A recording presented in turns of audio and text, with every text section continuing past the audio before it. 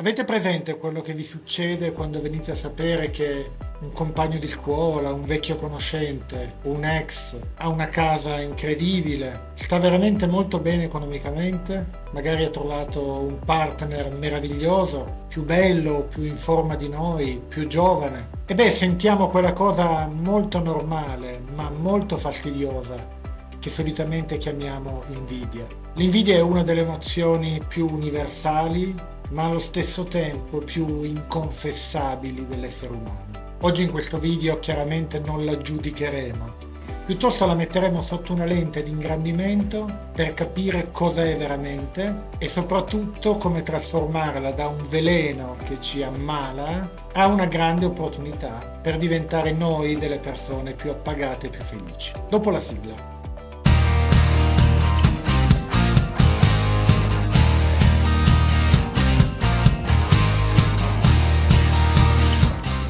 Bene, iniziamo a capire cos'è l'invidia e a distinguerla da un'altra cosa che è la gelosia.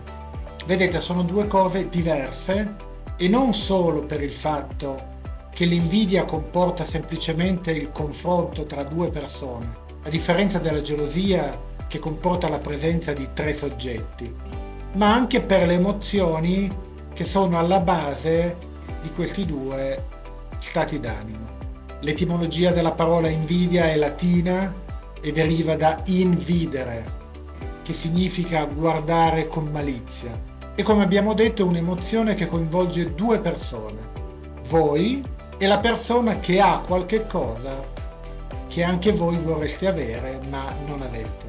Se avete seguito i miei video precedenti avete già imparato che la tensione che c'è tra quello che abbiamo e quello che vorremmo avere, noi la chiamiamo desiderio. Quindi il focus dell'invidia è proprio legato al desiderio. Vedete qualcuno che ha qualcosa che vorreste avere voi, vi sentite a disagio, inadeguati per il fatto che non l'avete e provate rabbia, risentimento proprio per il fatto che non siete riusciti a raggiungere quel qualcosa che in cuor vostro sapete di desiderare. La gelosia, al contrario, è un'emozione un po' da film drammatico che coinvolge tre persone, voi, una persona che vi sta a cuore e un terzo soggetto. Pensate alla gelosia per il vostro partner o per un amico o per un fratello che magari dal nostro punto di vista viene considerato maggiormente dai nostri genitori. La gelosia non nasce dal desiderio di avere qualcosa che non avete, come avviene per l'invidia, ma dalla paura di perdere qualcosa che avete già. E quindi, come vi ho detto, possiamo essere gelosi all'interno di una relazione sentimentale per paura che un rivale ci porti via la persona amata.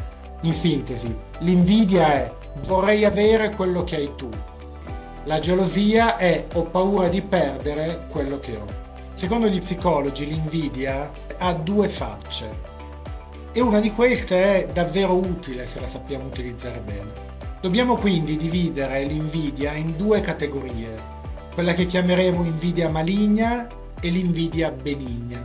Nel caso dell'invidia maligna, noi non solo desideriamo quello che l'altro ha, ma addirittura desideriamo che l'altro lo perda. Potremmo essere contenti del fallimento di un'altra persona, potremmo essere contenti della sua sconfitta. Chiaramente questo mostro è alimentato dall'ostilità e da una sensazione di non essere abbastanza.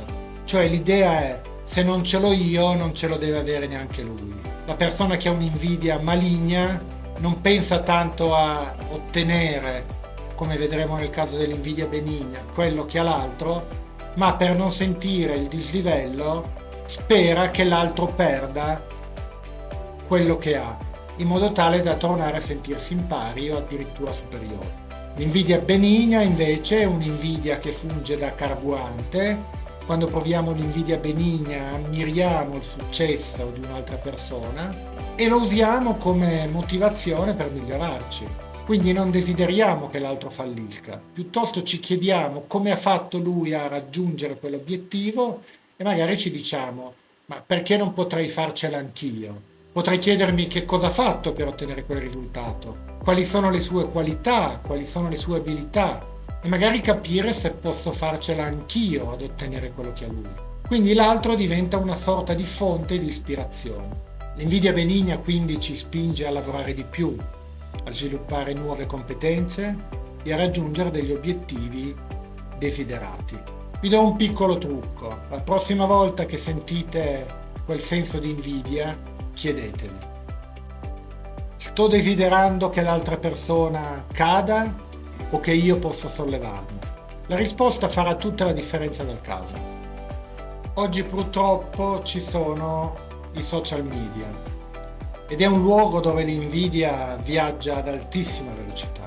Il confronto sociale non si ferma mai e l'invidia cresce davvero a dismisura. Piattaforme come Instagram o Facebook ci mostrano le versioni migliori di tutte le persone che conosciamo e le persone amano mostrare le loro parti migliori, le loro parti più curate, le esperienze migliori che fanno, i successi che ottengono, le esperienze positive che fanno. E probabilmente lo fanno per essere ammirate, ma chi lo sa, forse anche un po' per essere invidiate.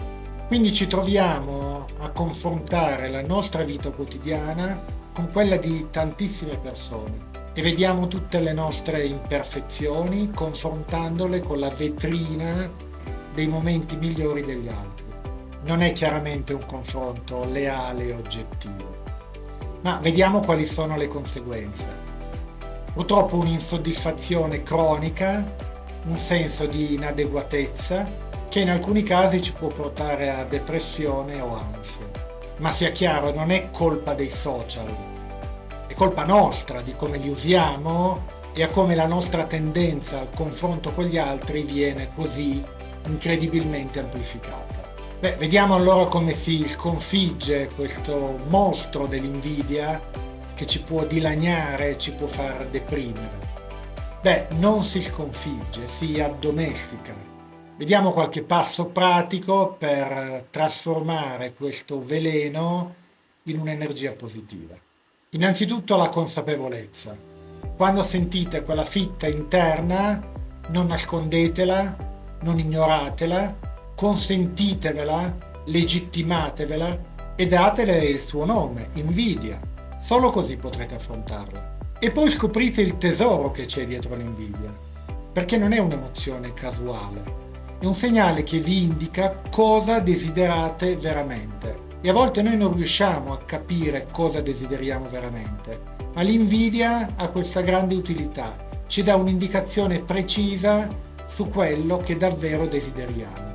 E quindi se vi chiedete ma perché sono invidioso di questa persona, provate a rispondere davvero a questa domanda e vi darà un'indicazione molto precisa su quello che desiderate, perché ve lo ricordo, l'invidia è un'emozione legata al desiderio, a differenza della gelosia di cui abbiamo parlato, che è legata alla paura. Quindi l'invidia vi dà una mappa delle vostre ambizioni che può esservi davvero utile.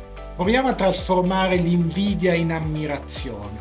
Proviamo a evitare quelle frasi di autocommiserazione quando vediamo qualcuno che ce l'ha fatta, dicendo perché è più fortunato, perché è stato aiutato, e proviamo a chiederci se davvero non stiamo nascondendo la paura di osare a raggiungere i suoi obiettivi. Provate invece di autocommiserarvi a chiedervi davvero come potrei anch'io raggiungere quei risultati. Invece di usare il risentimento, provate ad utilizzare l'ammirazione. Vedete, se voi ammirate un collega, probabilmente gli chiedete un consiglio, gli potete chiedere come ha fatto a raggiungere quel risultato. L'ammirazione crea connessioni, l'invidia crea solitudine e isolamento. Vedete, l'invidia vi fa concentrare su ciò che non avete, mentre l'ammirazione vi riporta con i piedi per terra e vi aiuta a capire quali sono i vostri desideri, che probabilmente non avete mai avuto il coraggio di ammettere di avere neanche con voi stessi. Ok, credo che abbiamo detto tutto, quindi l'invidia è una delle emozioni più difficili da affrontare, ma è anche potente. È un promemoria costante dei nostri desideri e delle nostre aspirazioni più profonde. Non è un vizio, non è un difetto, ma può essere un'opportunità. Non lasciate che l'invidia vi accechi o vi isoli, guardatevi dentro, ma usate anche l'invidia come un'opportunità per conoscervi e per crescere. Ricordatevi che la corsa verso il miglioramento personale è lunga e alla fine è una corsa solo con noi stessi. Una delle frasi che mi piacciono di più dice: io non voglio essere migliore di nessun altro, voglio solo essere migliore di come ero ieri. E questo è il modo corretto di affrontare il desiderio di cambiare per avere una vita più appagante e più ricca. Ciao e ci vediamo al prossimo video.